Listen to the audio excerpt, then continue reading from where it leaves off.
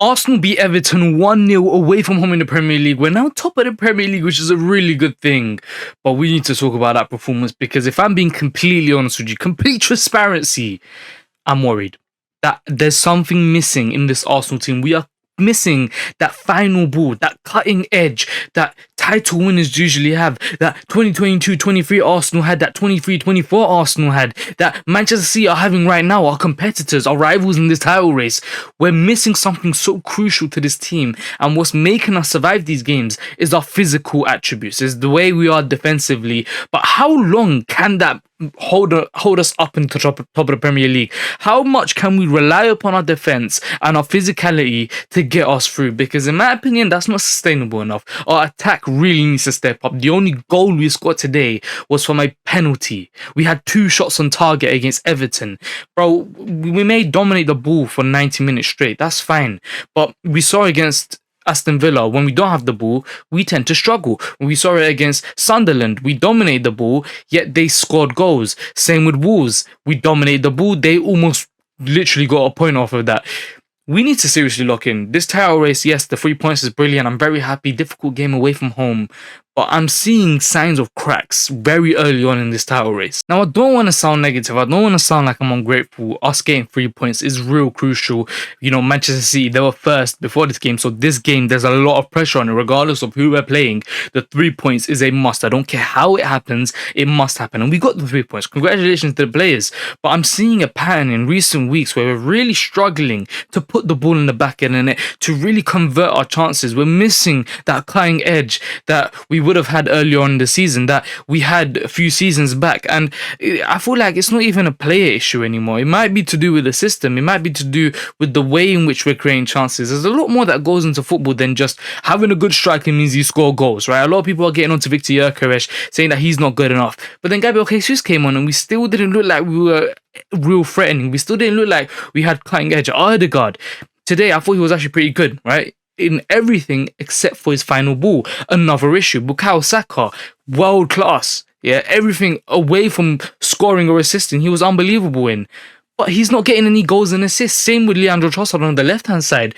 Usually, these are the type of games where Leandro Trossard scores. Misses a huge chance, right? And this is a pattern I'm seeing in this Arsenal team. We're missing huge chances, regardless of who's leading the line, right? Whether it's Gyokeres, Havertz, Jesus, Mikel Merino. It doesn't matter who is in this Arsenal attack.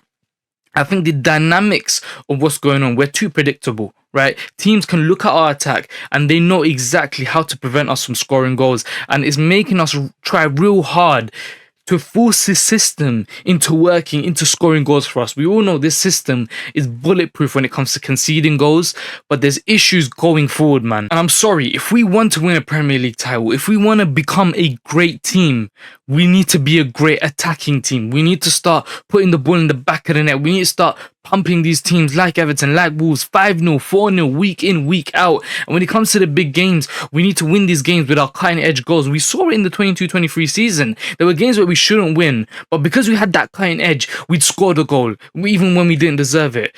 Games like today, it's just lackluster, man. I mean, I mentioned it in one of my previous videos. I'd love to see Arteta make a little tactical tweak in this attack, make new adjustments, create new dynamics within this attack to see if it can improve our fluidity, if it can improve our chance creation, our cutting edge, you could say. Why don't we try Madueke right wing and move Bukayo Saka on the left? I'd love to see Bukayo Saka play on that left-hand side. I'm telling you right now, there is no harm in trying, right? Even if it is for a half, even if it's for 60 minutes. I think Bukayo Saka on that left-hand side will allow Noni Madueke, who was unbelievable, by the way. He's played 0 minutes in his last 2 games, although he came off an unbelievable game against Club Brugge in the Champions League. That, I'm surprised about that. If I'm Noni Madueke, I am upset. But it just seems like, for me, I feel like this team needs a little bit of a refresh in the attack. It's been the same system in attack for the past 2 seasons. Clearly, it's not the most effective we can be, right? It's always Bukayo Saka as a right winger, Odegaard as a right 10, left wing is either Trossard or Martinelli, and we have a striker who doesn't really get service but tries to drop in and, you know, hold up play. It's the same attack every single season. And the one tweak that we recently saw happen was Declan Rice actually moving into the 8. That's a new dynamic that was created that improved our attack. Why don't we create new dynamics? Why don't we make more tweaks? Mikel Arteta, this is why I need to see you be on your feet. if we see Bukayo Saka on the left hand side, we all know he can put in a deadly cross. We all know he played left back. He's played left wing back. He's played left wing before, and he's looked deadly. If we can get more balls into the box, crosses, because it seems to me like we are really threatening when it comes to out wide balls into the box, right, on set pieces and whatnot. If we have Bukayo Saka as a left winger, putting in balls into the box with Victor Gyokeres, because in my opinion, a lot of people are getting onto Victor Gyokeres when the ball does come across the face of goal. Victor Gyokeres isn't there, but I don't blame him because we create about one chance like that every 2 games. He's not going to anticipate it. Whereas if we put Bukayo Saka left wing, Victor Gyokeres as a striker, naturally he's going to think, okay, when Bukayo Saka gets that ball on the left hand side, I know he's going to find me into the box. I know he's going to put a dangerous ball into the box. So if I'm Victor Gyokeres, if Bukayo Saka is playing on that left hand side, I'm always going to think, okay, when Saka gets the ball on the left hand side, I'm going to make a dart run to the box. Whether the ball gets into the box or not, I don't care, because I know Saka is capable of doing that. On our left-hand side, Trossard isn't capable of doing that. Although he's very good, he doesn't put dangerous balls into the box like that. Neither does Martinelli. And Bukayo Saka on the right-hand side, he does those in-swingers into the back post, which isn't Victor Gyokeres, because it's either Trossard or Martinelli or Declan Rice back post. So if I'm Victor Gyokeres, I'm looking at this at my wide areas and I'm thinking, I don't even know when to run into the box because I don't know if we are even going to put the ball into the box in the first place. So I think moving Saka to the left doesn't even benefit the team. It benefits Victor Gyokeres. Victor Gyokeres will become 10 times better in my opinion. And that's some crazy analysis. I'm proud of myself for that one. But yeah, I think that's something that could definitely work in this Arsenal team.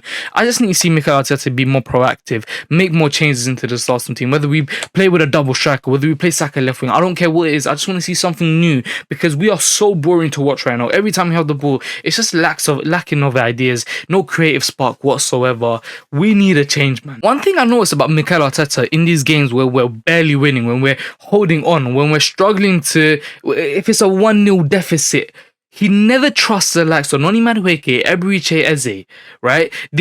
I've clocked it because he didn't bring on Eze at all today. He didn't bring on Noni Madueke at all today. And I feel like this is a common thing that we're seeing with Mikel Arteta. He doesn't trust them when we're not winning or when it's not the start of the game where we could gain the advantage. And when you look at it like that, do we really have depth then? When we're looking at the bench and Arteta's thinking, I don't trust you guys. Is that good? Like, I'm worried. That worries me. And I think it's a clear sign that that's the case because Noni Madueke has had 0 minutes in the last 2 games. Eberechi Eze hooked off against Wolves pretty early. And today he saw no minutes. So this could be a thing where I think Mikel Arteta doesn't trust his full squad. Let's talk about some of the positives. I thought William Saliba today was unbelievable, swept up everything. You can just see how important William Saliba is to this Arsenal team. He gives us so much calmness when it comes to building out the back. Unbelievable. I remember he created one chance, like a number 10 feeding into Victor Gyokeres. Unbelievable playmaking from William Saliba. When it comes to just bullying these big strikers like Thierry, what's his name? Thierry Barry, I think that's his name is. And what was that? When Beto came on, he just slumps these guys like it's nothing, and it's someone who's really underrated now because a lot of people have highlighted Gabriel Magalhaes and his goal scoring ability.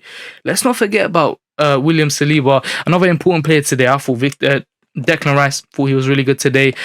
Just covers every single blade of grass, just wins the ball back, always tries to make things happen, right? Or whether he's not doing anything on the ball, he's doing something off the ball. World class every single week. Bukayo Saka I thought was unbelievable today.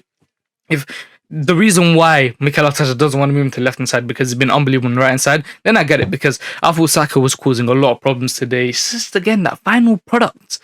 And I'm not saying Saka doesn't have any final product. It's just, I don't know why the goals and assists have been drying up, but I thought he was really good today. I thought Ødegaard was good until the final ball again.